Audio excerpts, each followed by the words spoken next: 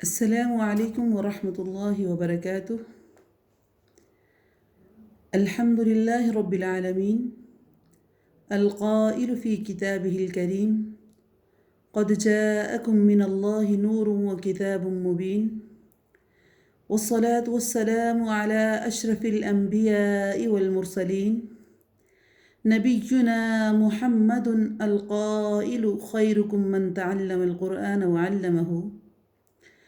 أما بعد، فأعوذ بالله من الشيطان الرجيم. بسم الله الرحمن الرحيم. رب اشرح لي صدري ويسر لي أمري واحلل عقدة من لساني يفقه قولي.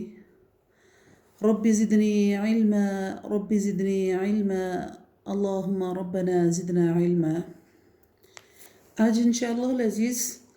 दूसरा सिपारा, उसका तर्जुमा और उसकी तशरीह और उसकी तफसीर बयान करेंगे इंशाअल्लाह अज़ीज़। आइए सबसे पहले दूसरे सिपारे की तिलावत सुनते हैं। अऊज़ु बिल्लाहि मिनश्शैतानिर रजीम, बिस्मिल्लाहिर रहमानिर रहीम। سيقول السفهاء من الناس ما ولاهم عن قبلتهم التي كانوا عليها قل لله المشرق والمغرب يهدي من يشاء إلى صراط مستقيم. وكذلك جعلناكم أمة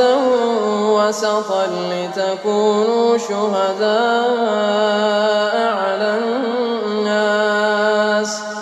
ويكون الرسول عليكم شهيدا. وما جعلنا القبلة التي كنت عليها إلا لنعلم من يتبع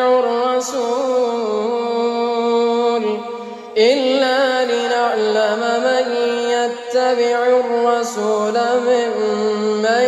ينقلب على عقبيه وإن كانت لكبيرة إلا على الذين هدى الله وما كان الله ليضيع إيمانكم إن الله بالناس لرءوف رحيم. قد نرى تقلب وجهك في السماء فلنولينك قبلة ترضاها فول وجهك شطر المسجد الحرام وحيث ما كنتم فولوا وجوهكم شطره وإن الذين أوتوا الكتاب ليعلمون أنه الحق من ربهم وما الله بغافل عما يعملون. سيقول السفهاء من الناس ما ولاهم عن قبلتهم التي كانوا عليها قل لله المشرق والمغرب يهدي من يشاء إلى صراط मुस्तकीम। अनकरीब नादान लोग कहेंगे कि जिस किबला पर ये थे इससे इन्हें किस चीज़ ने हटाया है। तो ए मोहम्मद सल्लल्लाहु अलैहि वसल्लम आप कह दीजिए कि मशरिक़ और मग़रिब का मालिक अल्लाह रब्बुल इज़्ज़त की ज़ात ही है, वो जिसे चाहे सीधी राह की हदायत कर दे। जब रसूलुल्लाह सल्लल्लाहु अलैहि वसल्लम ने मक्का से मदीना की तरफ हिजरत की तो 16 या 17 महीने तक रसूलुल्लाह सल्लल्लाहु अलैहि वसल्लम और सहाबा इकराम बैतुल मक़दस की तरफ रुख करके नमाज़ पढ़ते रहे, लेकिन उनकी दिली ख्वाहिश थी कि वो खाना काबा की तरफ रुख कर नमाज़ पढ़ें जो कि किबला इब्राहीमी है, और इसके लिए रसूलुल्लाह सल्लल्लाहु अलैहि वसल्लम दुआ भी फरमाते थे और बार बार आसमान की तरफ नज़र भी उठाते थे। आखिरकार अल्लाह रब्बुल इज़्ज़त ने तहवील काबा यानी काबा को तब्दील करने का हुक्म दे दिया, जिस पर यहूदी और मुनाफिकीन ने शोर मचाया। हालांकि नमाज अल्लाह की इबादत है और इबादत में आबिद जिस तरह हुक्म देता है उस तरह इंसान करने का पाबंद होता है, इसलिए जिस तरफ अल्लाह ने रुख फेर दिया उस तरफ फिर जाना ज़रूरी था। چاہے وہ مشرق کی طرف ہوتا یا مغرب کی طرف ہوتا، اس لیے کہ مشرق اور مغرب اس کی کوئی ویلیو نہیں ہے، ویلیو اس عابد کی ہے جس نے اپنی عبادت کا کرنے کا حکم دیا ہے اور اس نے ہی اس کو قبلہ کو تحویل کیا ہے۔ تو جب مسلمانوں نے قبلہ چینج کیا تو کافر طرح طرح کی باتیں کرنے لگ پڑے۔ تو جب انہوں نے یہ بات کی تو اللہ رب العزت نے کہا، اے محمد آپ ان سے کہہ دیجئے کہ مشرق بھی اللہ کی ہے اور مغرب بھی اللہ کی ہے، اللہ جسے چاہتا ہے سیدھے راستے کی طرف ہدایت دے دیتا ہے۔ جس وقت تحویل کعبہ کو حکم آیا اس وقت عصر کا وقت تھا، تو پھر مسلمانوں نے مدینہ ہی میں سے مکہ کی طرف یعنی خانہ کعبہ کی طرف منہ کر نماز پڑھی۔ وَكَذَلِكَ جَعَلْنَاكُمْ أُمَّةً وَسَطًا لِتَكُونُوا شُهَدَاءَ عَلَى النَّاسِ وَيَكُونَ الرَّسُولُ عَلَيْكُمْ شَهِيدًا، اور ہم نے اسی طرح تمہیں عادل امت بنایا ہے تاکہ تم لوگوں پر گواہ ہو جاؤ اور رسول اللہ صلی اللہ علیہ وسلم بھی تم پر گواہ ہو جائیں۔ جس قبلے پر تم پہلے تھے اسے ہم نے صرف اس لیے مقرر کیا تھا کہ ہم جان لیں کہ رسول کا سچا تابعدار کون ہے اور کون ہے جو اپنی ایڑیوں پر پلٹ جاتا ہے۔ گو یہ کام مشکل ہے مگر جنہیں اللہ تعالیٰ نے ہدایت دی ان کے لیے یہ کوئی مشکل نہیں ہے۔ اللہ تعالیٰ تمہارے ایمان کو ضائع نہیں کرے گا، اللہ تعالیٰ لوگوں کے ساتھ شفقت اور مہربانی کرنے والا ہے۔ امتاً وسطاً،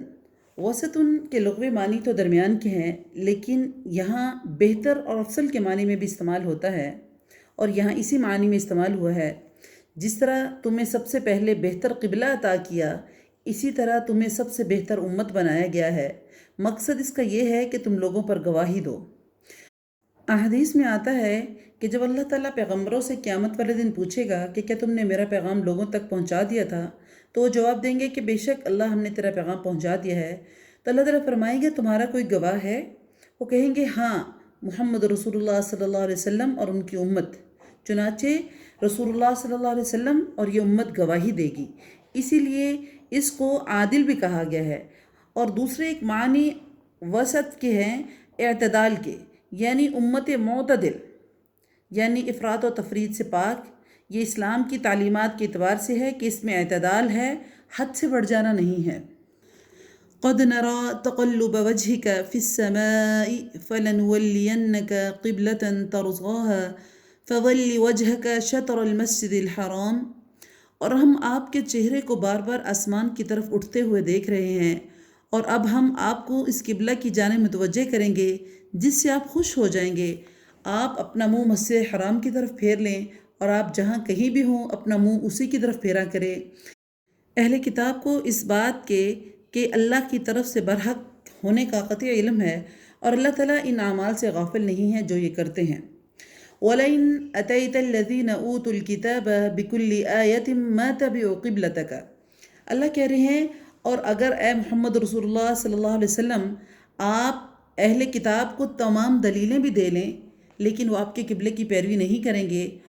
اور نہ آپ ان کے قبلے کو ماننے والے ہیں اور نہ یہ آپس میں ایک دوسرے کے قبلے کو ماننے والے ہیں، اور اگر اس کے باوجود کہ آپ کے پاس علم آ چکا ہے پھر بھی اے محمد رسول اللہ صلی اللہ علیہ وسلم آپ ان کی خواہشات کے پیچھے لگیں گے تو یقیناً آپ بھی ظالموں میں سے ہو جائیں گے۔ الذین آتیناہم الکتاب یعرفونہ کما یعرفون ابناءہم، اللہ رب العزت کہہ رہے ہیں کہ جنہیں ہم نے کتاب دی ہے وہ اسے ایسے پہچانتے ہیں جیسے کوئی اپنے بچوں کو پہچانتا ہے، اور ان کی ایک جماعت حق کو پہچانتی ہے اور پھر اس کو چھپاتی ہے۔ الحق من ربک فلا تکونن من الممترین، اور یقیناً حق آپ کے رب کی طرف سے ہے اور خبردار آپ کہیں شک کرنے والوں میں سے نہ ہو جانا۔ وَلِكُلٍّ وِجْهَةٌ هُوَ مُوَلِّيهَا فَاسْتَبِقُوا الْخَيْرَاتِ، اللہ رب العزت فرما رہے ہیں ہر شخص ایک نہ ایک طرف متوجہ ہو رہا ہے، تو تم نیکیوں کی طرف دوڑو، جہاں کہیں بھی تم ہوگے اللہ تعالیٰ تمہیں لے آئے گا، اللہ تعالیٰ ہر چیز کے اوپر قادر ہے۔ وَمِنْ حَيْثُ خَرَجْتَ فَوَلِّ وَجْهَكَ شَطْرَ الْمَسْجِدِ الْحَرَامِ، اور اے محمد رسول اللہ صلی اللہ علیہ وسلم آپ جہاں سے نکلیں اپنا منہ نماز کے لیے مسجد حرام کی طرف کر لیا کریں، یہی حق ہے آپ کے رب کی طرف سے، اور جو کچھ تم کر رہے ہو اللہ اس سے بے خبر نہیں ہے۔ وَمِنْ حَيْثُ خَرَجْتَ فَوَلِّ وَجْهَكَ شَطْرَ الْمَسْجِدِ الْحَرَامِ، اور آپ جس جگہ سے بھی آپ نکلیں اپنا منہ مسجد حرام کی طرف پھیر لیں، اور جہاں کہیں تم ہو اپنے چہرے کو اسی کی طرف کیا کرو تاکہ لوگوں پر کوئی حجت باقی نہ رہے سوائے ان لوگوں کے جنہوں نے ان میں سے ظلم کیا۔ تم ان سے نہ ڈرو، مجھ سے ڈرو تاکہ میں اپنی نعمت کو تم پر پورا کروں، اور اس لیے بھی کہ تم راہ راست پر آ جاؤ۔ اب یہاں قبلہ کی طرف منہ کرنے کا حکم 3 بار دہرایا گیا ہے۔ یہ تاکید اس کی اہمیت واضح کرنے کے لیے اور یہ بتانے کے لیے کہ اللہ کا حکم جو ہے وہ لوگوں کے دلوں میں راسخ ہو جائے، کوئی ان میں علت باقی نہ رہے۔ یہ حکم اللہ رب العزت نے بہت سی وجوہات کے بنا پر دیا ہے۔ ان میں ایک وجہ نبی کرم صلی اللہ علیہ وسلم کی مرضی اور خواہش تھی جس کو اللہ نے اوپر بیان کیا ہے۔ دوسری، اللہ رب العزت نے ہر دین اور صاحب دعوت کے لیے ایک مستقل مرکز کا وجود بنایا ہے اور پھر دوبارہ اس کو دہرایا ہے۔ اور تیسری چیز، مخالفین کے اعتراضات کا اللہ رب العزت نے ازالہ کیا ہے کہ جو عابد چاہے گا وہی لوگوں کی مرضی ہونی چاہیے، نہ کہ لوگوں کی ذاتی خواہشات۔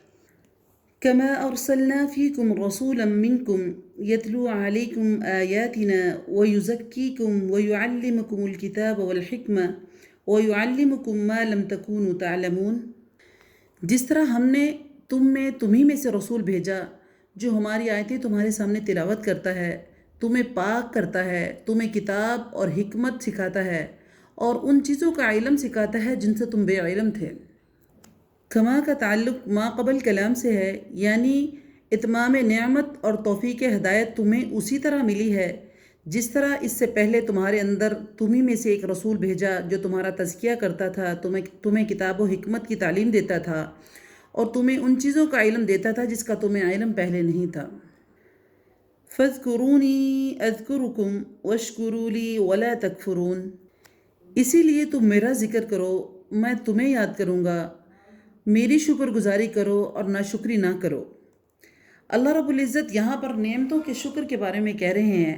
کہ ان نعمتوں پر تم میرا شکر ادا کرو، میرا ذکر کرو، کفران نعمت نہ کرو۔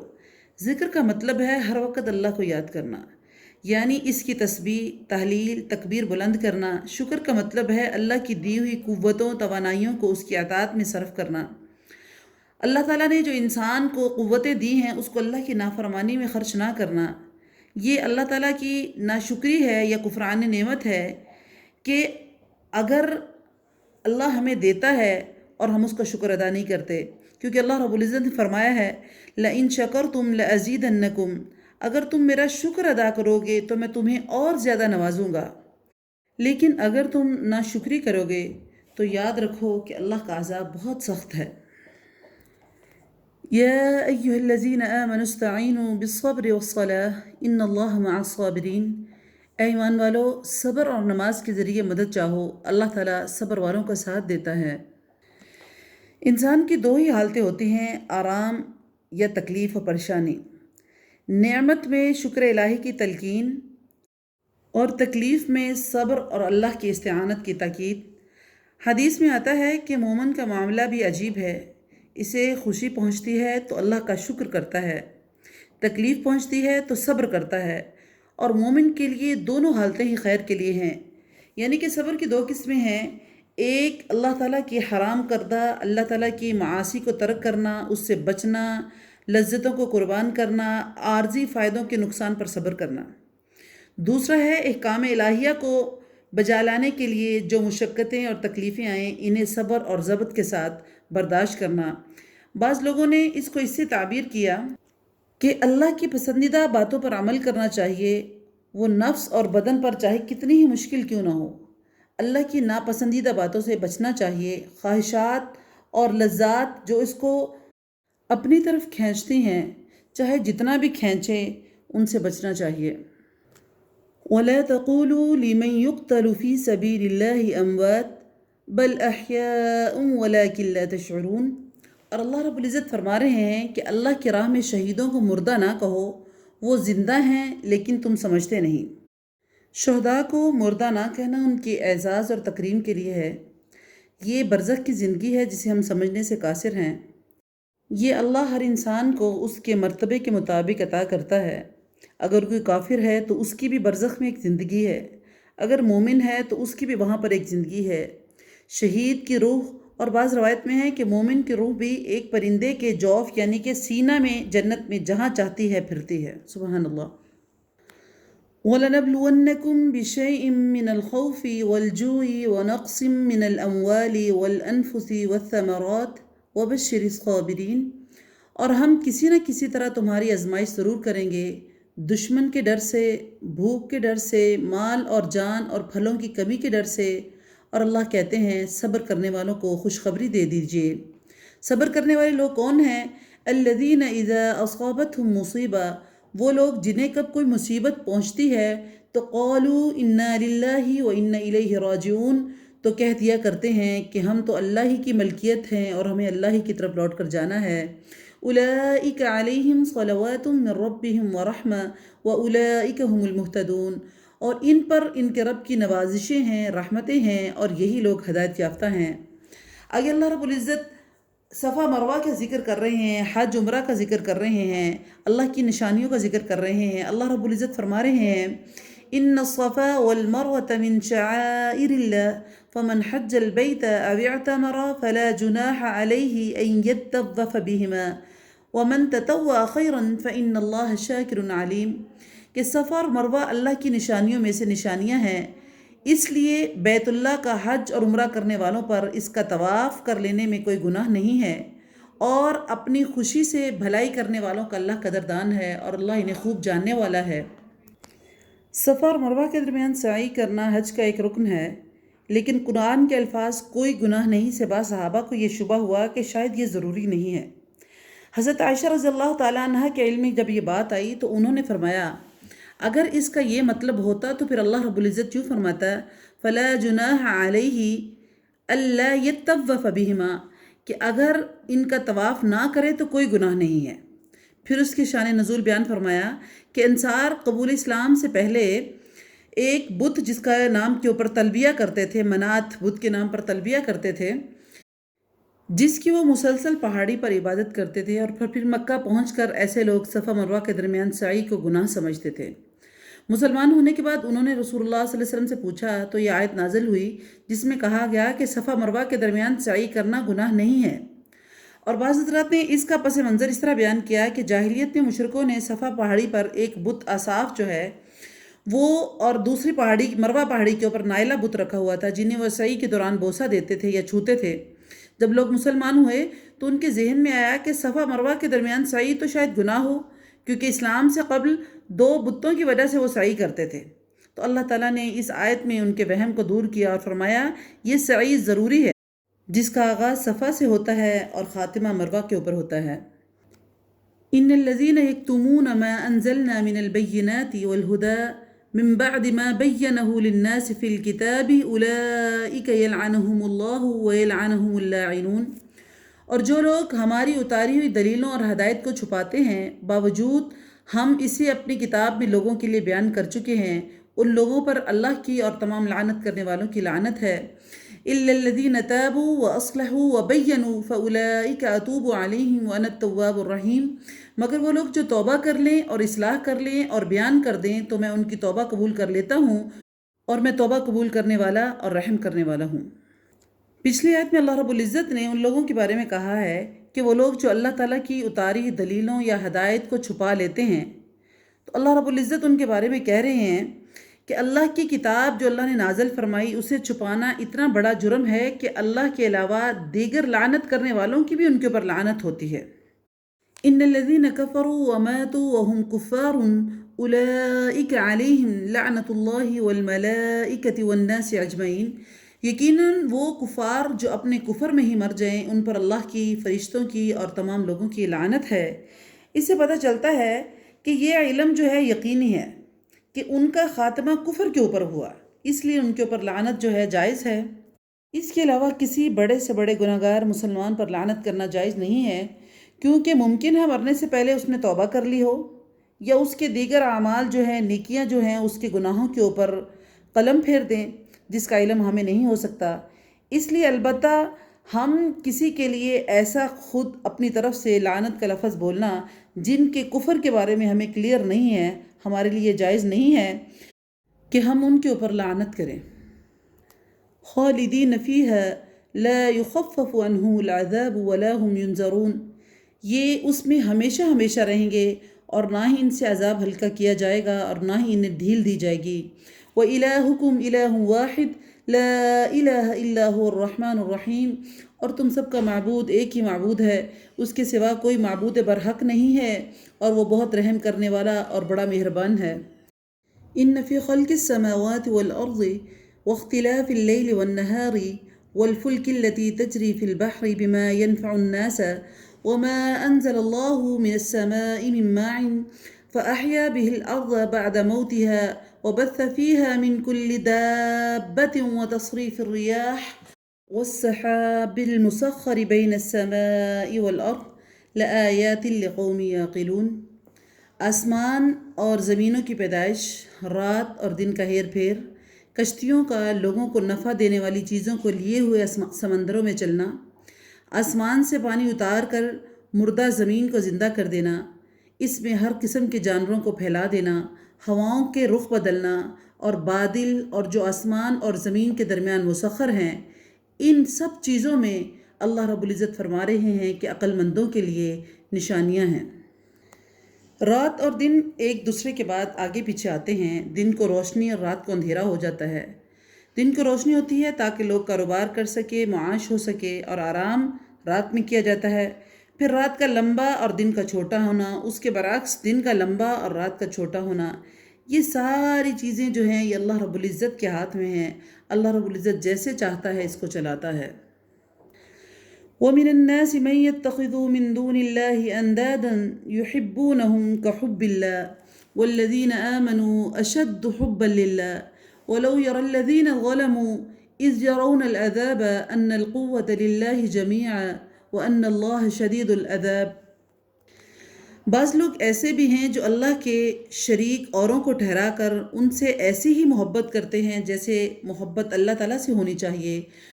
اور ایمان والے اللہ کی محبت میں بہت سخت ہوتے ہیں۔ کاش کے مشرک لوگ جانتے کہ جب کہ اللہ کے عذاب کو یہ دیکھ لیں گے کہ تمام طاقت اللہ ہی کو ہے اور اللہ سخت عذاب دینے والا ہے، تو اس وقت یہ سوچیں گے کہ کاش کہ یہ ہرگز شرک نہ کرتے۔ وَإِذْ تَبَرَّأَ الَّذِينَ اتُّبِعُوا مِنَ الَّذِينَ اتَّبَعُوا وَرَأَوُا الْعَذَابَ وَتَقَطَّعَتْ بِهِمُ الْأَسْبَابُ، اور جس وقت پیشوا لوگ اپنے تابع داروں سے بیزار ہو جائیں گے اور عذاب کو اپنی آنکھوں سے دیکھ لیں گے اور کل رشتے ناطے ٹوٹ جائیں گے۔ یہ اللہ رب العزت اس کیفیت کو بیان کر رہے ہیں کہ جس وقت وہ اللہ رب العزت کے سامنے حاضر ہوں گے اور وہ دیکھیں گے کہ آج صرف سچا رشتہ، سچا تعلق اللہ کا ہے اور اللہ کا عذاب بہت سخت ہے، تو اس وقت وہ سوچیں گے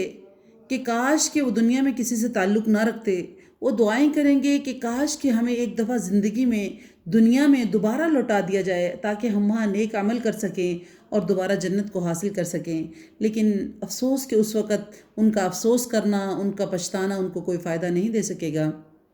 وقال الذين اتبعوا لو أن لنا كرة فنتبرأ منهم كما تبرأوا منا كذلك يريهم الله أعمالهم حسرات عليهم وما هم بخارجين من النار۔ اور ان کی پیروی کرنے والے ان کے تابع دار لوگ کہیں گے کہ کاش ہم دنیا کی طرف لوٹ جائیں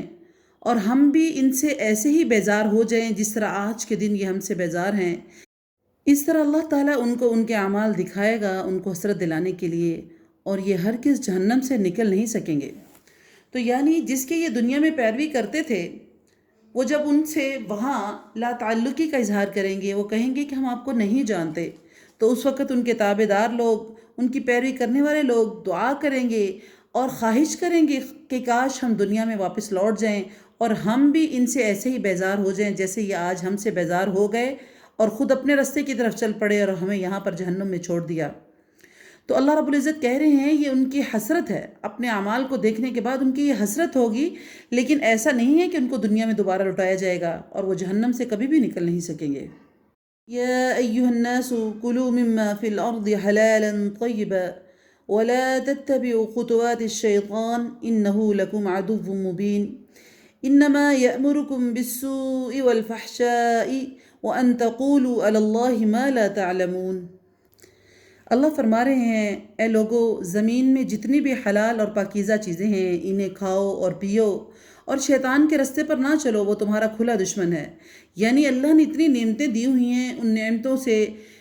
فائدہ حاصل کرو، ان نعمتوں کو انجوائے کرو، اور شیطان کے رستے پر نہ چلو کیونکہ شیطان تمہارا دشمن ہے۔ کیا کہ وہ تمہیں صرف برائی کا حکم دیتا ہے، بے حیائی کا حکم دیتا ہے، اور اللہ تعالیٰ پر ان باتوں کے کہنے کا حکم دیتا ہے جن کا تمہیں علم نہیں ہے۔ وَإِذَا قِيلَ لَهُمُ اتَّبِعُوا مَا أَنزَلَ اللَّهُ قَالُوا بَلْ نَتَّبِعُ مَا أَلْفَيْنَا عَلَيْهِ آبَاءَنَا أَوَلَوْ كَانَ آبَاؤُهُمْ لَا يَعْقِلُونَ شَيْئًا وَلَا يَهْتَدُونَ۔ اور ان سے جب بھی کہا جاتا ہے کہ اللہ کی اتاری ہوئی کتاب کی تابع داری کرو، تو جواب دیتے ہیں کہ ہم تو اس کی اسی طرح پیروی کریں گے جس پر ہم نے اپنے باپ داداؤں کو پایا، گوہ ان کے باپ دادا بے عقل اور گم کردہ راہ پر تھے۔ یعنی کہ اللہ کہتے ہیں کہ چاہے ان کے والدین اور ان کے آباء و اجداد گمراہی پر ہی تھے، لیکن وہ اس بات پر، اس جہالت کے اوپر ڈٹے ہوئے ہیں کہ جو ہمارے والدین نے کیا ہم وہی کریں گے۔ آج بھی مسلمانوں کی یہی حالت ہے کہ بہت ساری چیزیں ہم صرف اسی وجہ سے کرتے ہیں کہ کسی کی ماں نے کیا ہے یا اس کی دادی نے کیا ہے یا دادا کرتا رہا ہے، اور صرف یہی ہمارے لیے حجت کافی ہے، اور ہم اس حجت کو کافی سمجھتے ہیں کہ وہ طریقہ بالکل ٹھیک تھا۔ اللہ رب العزت واضح حکم دے رہے ہیں کہ یہ تو جاہلیت کا تعصب ہے کہ اس طرح کی بات کرنا کہ ہم تو وہی طریقہ اپنائیں گے جو ہمارے باپ داداؤں کا تھا، کہ ہو سکتا ہے کہ تمہارے باپ دادا غلط رستے پر ہوں۔ اللہ تمہیں اپنے قرآن میں واضح حکم دے رہا ہے، واضح تبلیغ کر رہا ہے، واضح سمجھا رہا ہے، تو ہمیں چاہیے کہ ہم اس رستے کے پیچھے لگیں، نہ کہ ہم اس رستے کی طرف چلیں جس کا ہمیں پتہ ہی نہیں ہے یا جو ہم نے لوگوں سے سنا ہوا ہے۔ بہتر چیز تو وہی ہوئی نا جو ہم نے خود اپنی آنکھوں سے پڑھ لیا۔ اللہ کا کلام ہمارے پاس موجود ہے، ہم اس پر عمل کر سکتے ہیں، اس سے رہنمائی لے سکتے ہیں، لیکن ہم اس طرح نہیں کرتے، بلکہ ہم کیا کر رہے ہیں؟ ہم وہی چیزیں لے کر چل رہے ہیں جو ہمارے باپ داداؤں نے ہمارے لیے بھیجی ہوئی ہیں آگے، حالانکہ یہ ہمارے لیے کافی نہیں ہے۔ اصل بات یہ ہے کہ ہم دین کو ٹائم ہی نہیں دے رہے۔ ہم سمجھتے ہیں اتنا ہی دین کافی ہے کہ جب کوئی فوت ہو جائے تو تب قرآن نکال لیا، جب کوئی مشکل آ جائے تو تب قرآن نکال لیا، صرف ان 2-4 کاموں کے لیے، کسی خوشی کے موقع پر میلاد کر لیا، یہ 3-4 موقعوں کے لیے ہم نے قرآن کو رکھا ہوا ہے، حالانکہ قرآن تو سراپا ہدایت ہے۔ اللہ رب العزت نے اس کو ہدایت کے لیے بھیجا ہوا ہے۔ ہمیں چاہیے کہ ہم کافروں کی یہ والی بات نہ کریں، بلکہ قرآن کے اوپر خود اس کو پڑھیں، اس پر عمل کریں، اس کو دیکھیں، اس کو سمجھیں، جو کہ ہماری ڈیوٹی بھی ہے۔ وَمَثَلُ الَّذِينَ كَفَرُوا كَمَثَلِ الَّذِي يُنْعِكُ بِمَا لَا يَسْمَعُ إِلَّا دُعَاءً وَنِدَاءً صُمٌّ بُكْمٌ عُمْيٌ فَهُمْ لَا يَعْقِلُونَ۔ اللہ کہہ رہے ہیں کفار کی مثال ان جانوروں کی طرح ہے جو اپنے چرواہے کی صرف ایک پکار اور آواز ہی کو سنتے ہیں، یعنی سمجھتے نہیں ہیں۔ وہ بہرے ہیں، گونگے ہیں، اندھے ہیں، انہیں عقل نہیں ہے۔ یا ایہا الذین آمنوا کلوا من طیبات ما رزقناکم واشکروا للہ ان کنتم ایاہ تعبدون۔ اے ایمان والو، جو پاکیزہ چیزیں ہم نے تمہیں دے رکھی ہیں انہیں کھاؤ پیو اور اللہ کا شکر ادا کرو، اور اگر تم خاص اسی ہی کی عبادت کرتے ہو۔ اب اللہ رب العزت یہاں پر اپنی دی ہوئی چیزوں کا ایک تو شکر ادا کرنے کا کہہ رہے ہیں، اور دوسرا دی ہوئی نعمتوں کو کھانے پینے کا کہہ رہے ہیں، لیکن ساتھ ہی اللہ رب العزت اگلی آیت میں اس کو وضاحت کر رہے ہیں کہ اللہ نے تمام چیزوں کے کھانے کا تو حکم دیا ہے، لیکن کچھ چیزیں ایسی ہیں جو اللہ نے حرام قرار دے دی ہیں، جیسے کہ اللہ رب العزت اگلی آیت میں فرما رہے ہیں انما حرم علیکم المیتۃ والدم ولحم الخنزیر وما اہل به لغیر اللہ فمن اضطر غیر باغ ولا عاد فلا اثم علیہ ان اللہ غفور رحیم، کہ تم پر مردہ یعنی کہ مرا ہوا، اور خون یعنی کہ کسی کا جمع ہوا جو خون ہے، سور کا گوشت، اور ہر وہ چیز جس پر اللہ کے سوا دوسرے کا نام پکارا گیا ہو وہ حرام ہے، لیکن جو مجبور ہو جائے لیکن وہ حد سے بڑھنے والا نہ ہو اور زیادتی کرنے والا نہ ہو، اس کو حرام بھی تھوڑا سا کھا لینا چاہیے، اس پر کوئی گناہ نہیں ہے۔ اللہ تعالیٰ بخشنے والا، رحم کرنے والا ہے۔ یعنی کہ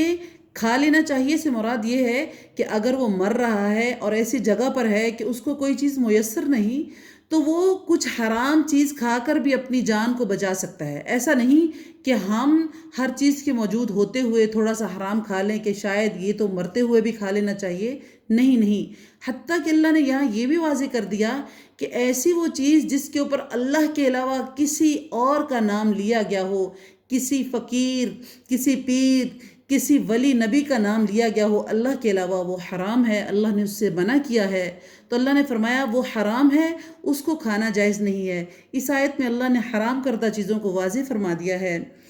ان الذین یکتمون ما انزل اللہ من الکتاب وَيَشْتَرُونَ بِهِ ثَمَنًا قَلِيلًا أُولَئِكَ مَا يَأْكُلُونَ فِي بُطُونِهِمْ إِلَّا النَّارَ وَلَا يُكَلِّمُهُمُ اللَّهُ يَوْمَ الْقِيَامَةِ وَلَا يُزَكِّيهِمْ وَلَهُمْ عَذَابٌ أَلِيمٌ۔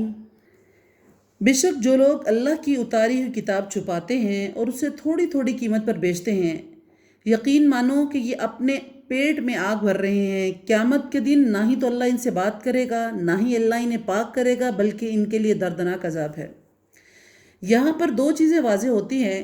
کہ ایک تو اللہ کے کلام کو تبدیل کر کے اس کو تھوڑی قیمت پر دنیا کے فائدے کے لیے اس کو بیچنا، تاکہ لوگوں کو یہ چیز چونکہ قرآن اور سنہ کے خلاف ہے، اللہ کے حکم کے خلاف ہے، لیکن لوگوں کو پسند ہے، تو اس وجہ سے لوگوں کو ان کے مرضی کا دین بتانا یا قرآن کے حکم کو تبدیل کر دینا۔ یا آج کے دور میں جیسے ہم دیکھتے ہیں کہ ہم لوگ جب دیکھتے ہیں کہ ہمیں ہماری مرضی کا جو مسئلہ جو ہے وہ نہیں مل رہا، ہم جس اسکول آف تھاٹ سے تعلق رکھتے ہیں، ہم دیکھتے ہیں کہ ہماری مرضی کا جو حل ہے ہمیں ہمارے اسکول آف تھاٹ سے نہیں مل رہا، تو ہم اس کو دوسرے اسکول آف تھاٹ کے پاس جاتے ہیں، یعنی کہ ہم اللہ کی آیات کو بیچنے کی اور خریدنے کی کوشش کرتے ہیں، ہم اس کی قیمت لگاتے ہیں، ہم پیسے دے کر کہتے ہیں کہ ہماری مرضی کا ہمیں فتویٰ لکھ کر دے دیا جائے، تو ہم اس سے آپ سے خوش بھی ہیں اور اللہ کی بات پر عمل بھی کرنے کو تیار ہیں، چاہے وہ اللہ کی کلام کو بدل دیا گیا ہو، چاہے اس کو اپنی مرضی کے مطابق، اپنے ضرورت کے مطابق بدل دیا گیا ہو، ہمیں اس سے کوئی غرض نہیں ہے، ہمیں اپنی چیزوں سے غرض ہے۔ تو ایسی صورت میں وہ لوگ جو اللہ کی آیات کو بیچتے ہیں دنیا کا فائدہ لینے کے لیے، یا اللہ کی آیات میں تحریف کرتے ہیں، یا دوسری صورت میں کہ اپنی مرضی کے مسئلے کو چاہنے کے لیے لوگوں کو، علماء کو جا کر، جو دین کے نام کے اوپر ایک دبا ہے، ان کے پاس جاتے ہیں اور ان کو جا کر کہتے ہیں ہماری مرضی کا ہمیں مسئلہ بتا دیا جائے، تو یہاں اللہ رب العزت ان کے بارے میں فرما رہے ہیں کہ یہ ایسے لوگ ہیں، یہ اپنے پیٹوں میں جہنم کی آگ ڈال رہے ہیں۔ اللہ ان سے قیامت والے دن کلام بھی نہیں کرے گا، اللہ ان کو پاک بھی نہیں کرے گا، اور ان کے لیے دردناک عذاب ہے۔ اللہ کہتے ہیں اگلی آیت میں کہ یہ لوگ کون ہیں؟ اولئک الذین اشتروا الضلالۃ بالہدی والعذاب بالمغفرۃ فما اصبرهم علی النار۔ یہ وہ لوگ ہیں جنہوں نے گمراہی کو ہدایت کے بدلے اور عذاب کو مغفرت کے بدلے خرید لیا ہے۔ یہ لوگ آگ کا عذاب کتنا برداشت کرنے والے ہیں۔ اللہ کہتے ہیں میں پھر ان کو دیکھوں گا ان کی کتنی کیپیسٹی ہے، یہ کتنا برداشت کر سکیں گے اللہ رب العزت کے عذاب کو۔ یہ جو دنیا کی چیزوں کو چاہتے ہیں، دنیا کی چیزوں کی خواہش کرتے ہیں، تو میں دیکھوں گا کہ جس وقت میرا عذاب ان کے اوپر آئے گا یہ اس پر اوپر صبر کر سکیں گے یا نہیں کر سکیں گے۔ اس کی وجہ بھی اللہ نے بیان کر دی ہے، ذَلِكَ بِأَنَّ اللَّهَ نَزَّلَ الْكِتَابَ بِالْحَقِّ وَإِنَّ الَّذِينَ اخْتَلَفُوا فِي الْكِتَابِ لَفِي شِقَاقٍ بَعِيدٍ۔ ان عذابوں کی وجہ یہی ہے کہ اللہ تعالیٰ نے سچی کتاب اتار دی ہے، اب اس کتاب میں جو اختلاف کرنے والے ہیں وہ یقیناً دور کے خلاف میں ہیں، یعنی کہ وہ دور کی گمراہی میں ہیں، ان کے لیے کوئی بھی رستہ نہیں